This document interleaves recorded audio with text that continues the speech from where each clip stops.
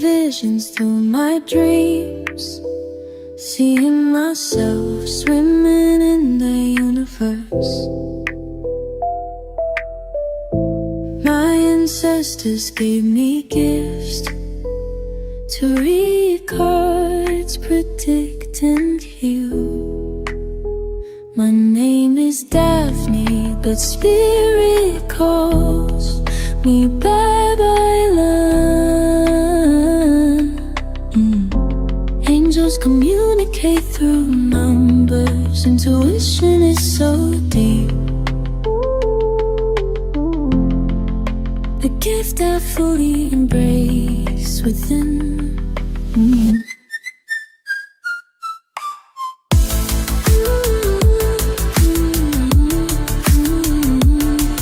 Hi everyone, welcome po sa inyong almost personal reading.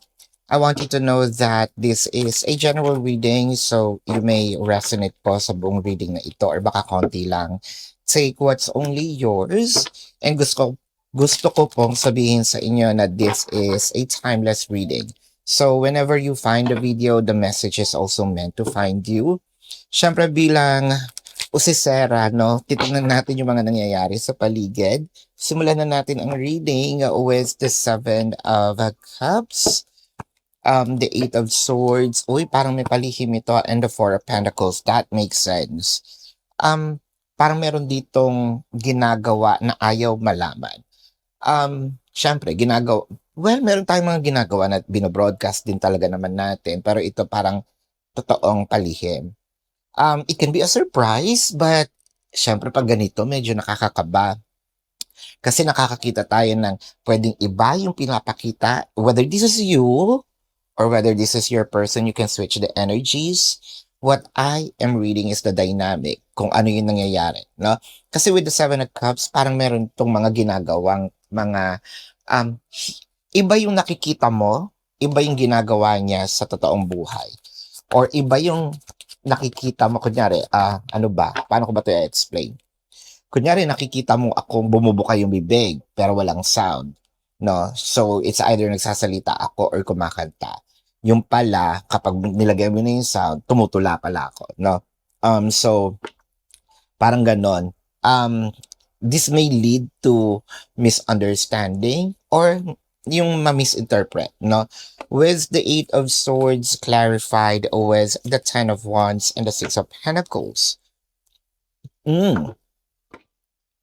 So parang ang nangyari dito, may ginawa ka sa akin, kunyari ako yung ginawa ng masama, no?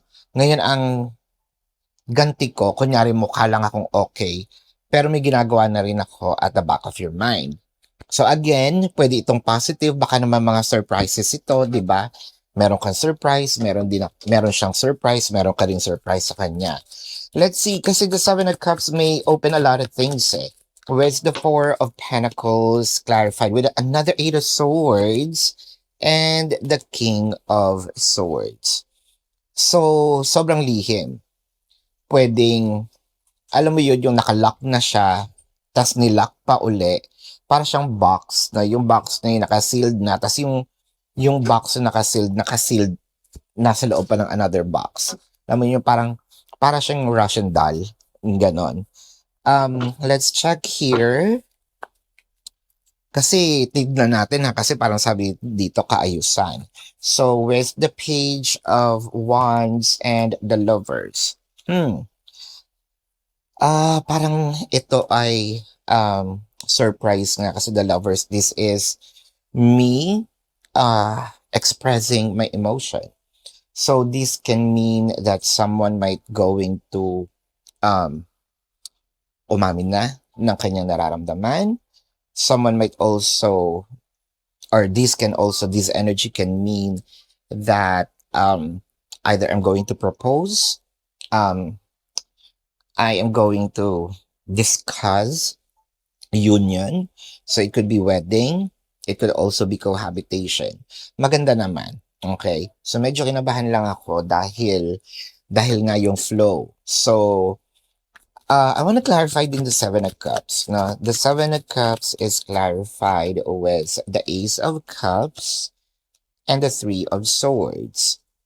So, parang pakikipagbati din. Meron din ditong gano'n.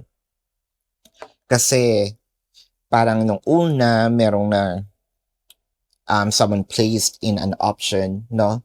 Or parang nilagay ka dun sa alanganin na situation and then nasaktan. Now, parang as damage control, no?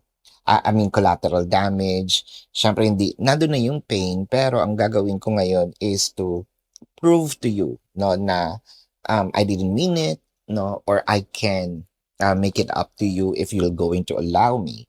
With a page of wands, I think that whoever this is, let's say that this is your person, is actually looking for probably other ideas on the internet, or it might be asking a little help from someone. So, may mga connivance ito. I feel like this is really a surprise that this might gonna look like a typical, a normal, a typical Tuesday, or it might be a typical party. However, meron talaga dyan na, may magsa-surprise, and then later, parang later na meron na pala itong the surprises. Bless us. The surprise is for you. Don't call me on this. Ang layo kasi ng tissue. So, may mga angkin tayong mga kababuyan, no?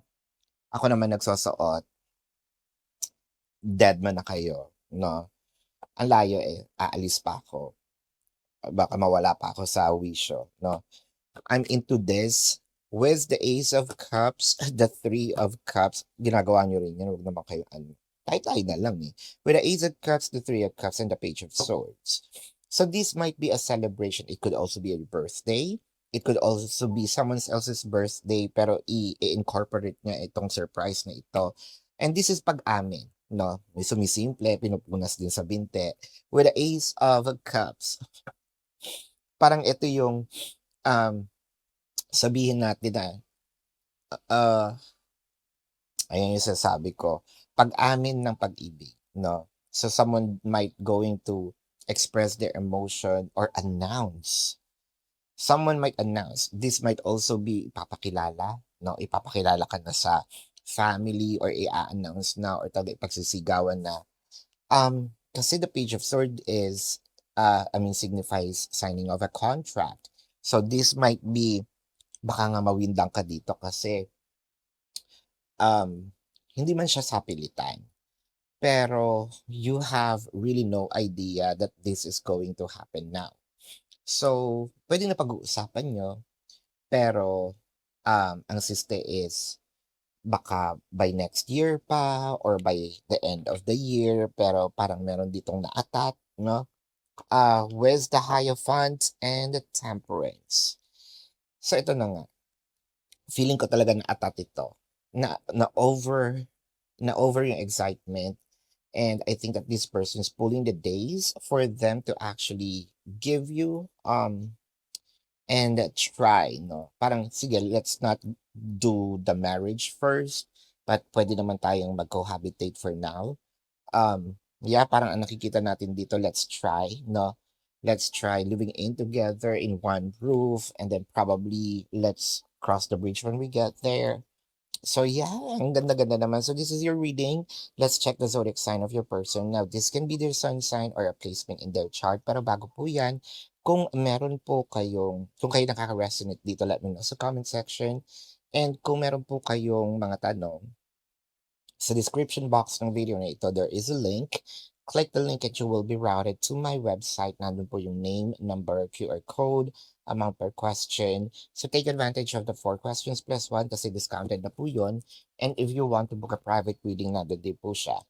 Now let's check again. This might be their ascendant. Kung alam niyo yung birth chart nila, then kung hindi lumabas yung ascendant, pwede itong yung kanilang placement ng kanilang chart. Ganon din naman sa'yo, of course, reading mo to, lalabas ang iyong zodiac sign. If hindi lumabas yung ascendant, then a placement of your chart.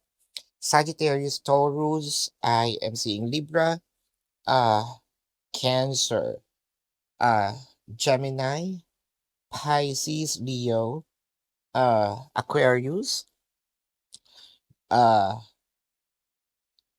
Taurus, Scorpio, yeah, Libra na naman. Virgo is here, Sagittarius. Yeah, this is your reading. Maraming salamat. Love and light. Namaste. See you po sa susunod na readings. Goodbye.